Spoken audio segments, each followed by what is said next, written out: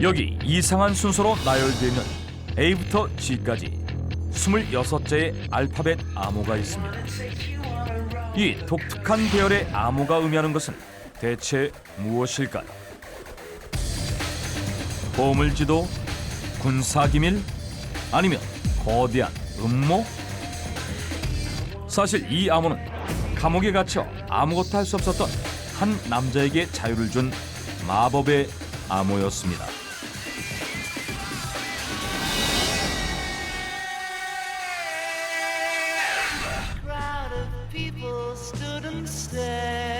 Je souhaite que ce soit le plus beau jour de votre vie. Ensuite, A Day in the Life des Beatles.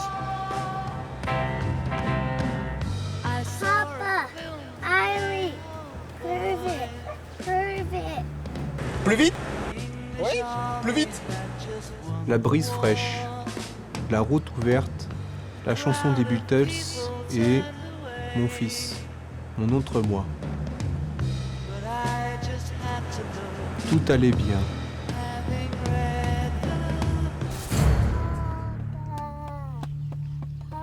Et c'était le dernier jour de liberté. 아들과 함께 차를 타고 가다가 갑자기 정신을 잃고 쓰러진 남자. 남자의 이름은 장 도미니크 보비. 1952년 프랑스 파리에서 태어난 그는 프랑스를 대표하는 패션 월간지 엘르의 편집장이었다. 그런데 그가 43세 되던 1995년 12월 8일 성공 가도를 달리던 그의 인생에 중대한 변화가 생기게 되는데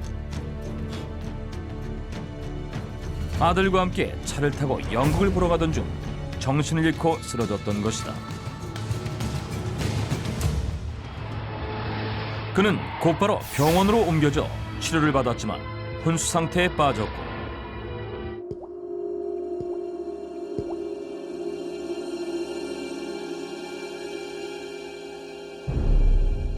20일이 지나서야 정신을 차리고 깨어나게 된다.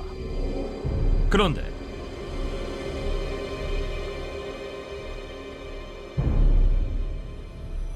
Bobby, t'es réveillé? Où suis-je? Suis-je blessé? Bobby, écoutez attentivement ce que je vais dire. D'accord? Vous souffrez de syndrome de l'enfermement.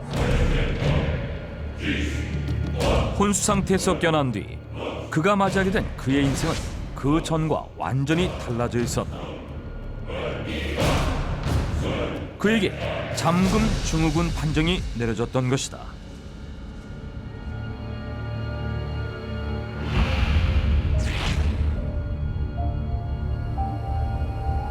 잠금 증후군이라 뇌와 척수, 말단 신경을 이어주는 뇌의 가운데 부분 뇌관이 손상되면서 머리부터 발끝까지 온몸이 완전히 마비된 상태.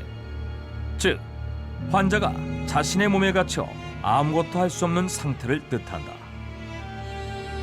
갑작스러운 뇌출혈로 뇌관이 손상되면서 잠금 증후군 환자가 된 장보비 역시 신체의 모든 기능이 마비됐고 근육 마비로 감겨지지 않았던 오른쪽 눈은 결막 종양의 위험 때문에 봉해져 그의 몸에서 유일하게 제기능을 하는 것은 왼쪽 눈뿐이었다. 결국 그는 예전처럼 몸을 움직일 수도 밥을 먹을 수도 말을 할 수도 웃을 수도 심지어 침을 삼킬 수도 없는 상태로 평생 다른 사람들의 도움을 받으며 살아가야 했다. 하지만 그의 정신은 예전과 다름없이 멀쩡했는데 그래서 그는 더욱더 괴로웠다. 자신의 상황에 대한 비참함과 아무것도 할 수 없는 것에 대한 무력감과 답답함을 고스란히 느꼈기 때문이다. 특히 그가 그 어느 때보다 괴로웠던 때는 아들을 만날 때였는데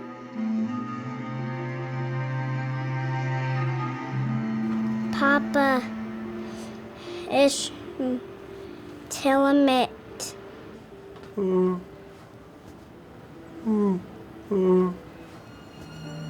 Théophile. Théophile.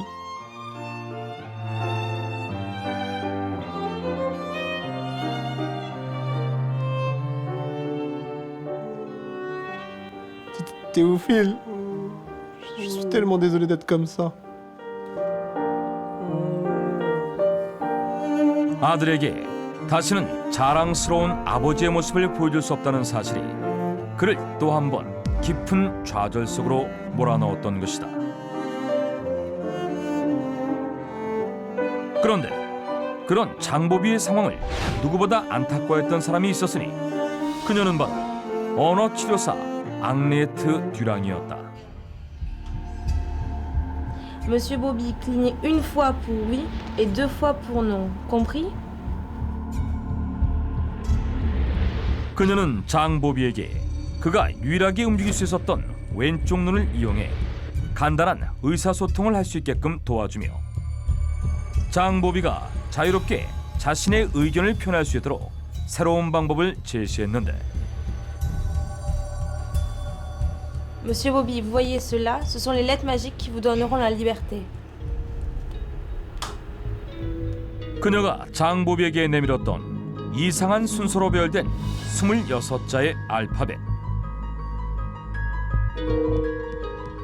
이것은 프랑스에서 자주 사용되는 빈도에 따라 철자를 배열한 일종의 글자 빌보드 차트로 첫 번째 자리에 놓인 E가 가장 많이 쓰이는 글자이며 맨 끝에 W가 가장 적게 쓰이는 글자임을 의미했다.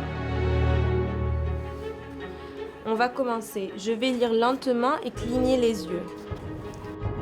앙리에트는 장보비에게 하고 싶은 말을 생각하게 한 뒤 사용 빈도수가 높은 글자 순서대로 한 글자씩 천천히 읽어나갔다. B, V, H, G, J. 그리고 원하는 글자가 나올 때 눈을 깜빡이게 하는 방식으로 장보비가 말하고자 하는 글자를 하나하나 적으며 문장을 완성시켰다. 하지만 Je préfère mourir. 장보비가 앙리에트에게 처음 했던 말은 간단한 대화를 위해 오랜 시간과 힘을 투자해야 하는 이 대화법 자체가 그에게는 좌절의 또 다른 이름이었던 것이다. 그런데 희망이라고는 찾아볼 수 없는 깜깜한 암흑 속에 꽁꽁 갇혀있던 그에게 한 줄기 신락 같은 빛이 비추기 시작했다. Eh bien, je vais continuer à lire. 장보비에게 희망을 안겨준 빛. 그 빛은 놀랍게도 알렉상드르 듀마의 장편 소설 몬테크리스토 백작이었다.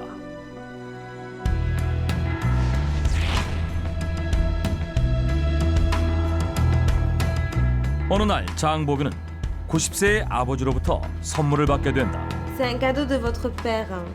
On l'ouvre? 그 선물은 소설책 몬테크리스토 백작으로 쓰러지기 전 그의 꿈은 몬테크리스토 백작같이 복수를 주제로 한 소설을 써 책을 출판하는 것이었다. 하지만 그 꿈은 이제 절대 이룰 수 없는 꿈일 뿐이었다. Je suis fatigué. J'ai besoin de dormir. 앙리에트는 장보비에게 몬테크리스토 백작을 읽어주었다. 그런데 Une momie vivante, un homme, les 3/4 du chemin, sur la tombe du vilain de Villefort. Noirtier de Villefort? 몬테크리스토 백작에 등장하는 조연 캐릭터 누아르티에 드 빌포로 부분에서 놀라움을 감추지 못하는 장보비. 누아르티에 드 빌포르는 주인공 단테스를 위기로 몰아넣는 빌포르 검사의 할아버지인데 놀랍게도 그가 눈 깜빡거림을 통해 겨우 자신의 의사를 표현했던 잠금 증후군 환자로 묘사되고 있었던 것이다. 건강했을 때 자신이 품었던 소설 지필의 꿈, 그리고 그 꿈의 롤모델로 삼았던 소설 몬테크리스토 백작에 등장하는 잠금 증후군 환자. 그는 크게 고무되어 중대한 결심을 하게 되는데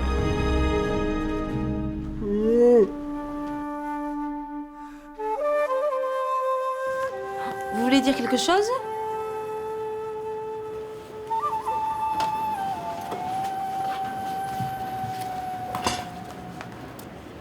B, V, 그것은 바로 자신의 이야기를 책으로 쓰겠다는 것이었다.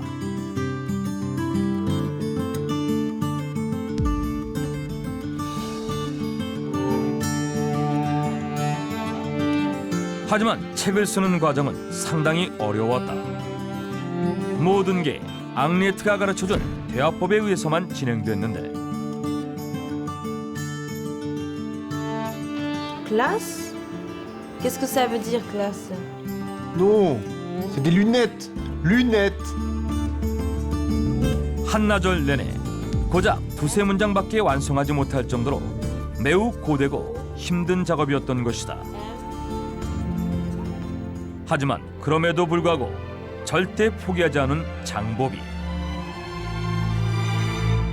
결국 그는 자신의 이름으로 1997년 3월 6일 잠수종과 나비를 출간해내기에 이른다. 잠수종과 나비의 총 집필 기간은 1년 3개월. 그는 1년 3개월 동안 매일 6시간씩 집필 작업에 몰두했다. 그리고 그가 책을 완성하기까지 눈을 깜빡거렸던 횟수는 20만 번이 넘을 정도였는데 잠수종과 나비는 인간 승리 그 자체였던 것이다. À travers le rideau effiloché à ma fenêtre, une lueur annonce le lever du jour. Ma tête pèse une tonne. Et quelque chose comme une cloche géante de plongée invisible me tient prisonnier de mon corps. Ouf. Le cosmos contient des clés pour ouvrir ma cloche de plongée. 오랜 기간 왼쪽 눈으로 써내려갔던 땀과 노력의 결실 잠수종과 나비. 책이 출판되자 장보비는 기쁨의 눈물을 흘렸고 그의 책은 출판 일주일 만에 15만 부가 팔리는 쾌거를 기록했다. 뿐만 아니라 20개의 언어로 번역돼 전 세계인들에게 감동을 줬고 베스트셀러 대열에 오르며 다큐와 영화로도 제작됐다. 하지만 그는 1997년 3월 9일 책이 출판되고 3일 만에 그의 자유를 구속했던 잠수복을 벗어던지고 나비가 되어 세상을 떠났다. 세상을 떠나면서 그는 사랑하는 아들 테오필에게 다음과 같은 말을 남겼다고 한다. Fils, essaye de rencontrer de nombreux papillons à l'avenir. 돈, 명예, 모든 걸 가졌던 남자가 어느 날 갑자기 겪게 된 비극. 하지만 그는 자신의 마지막 꿈을 잃지 않고 최선을 다해 꿈을 이뤘고 전 세계 수많은 사람들에게 인간 승리와 기적의 상징으로 남게 됐다.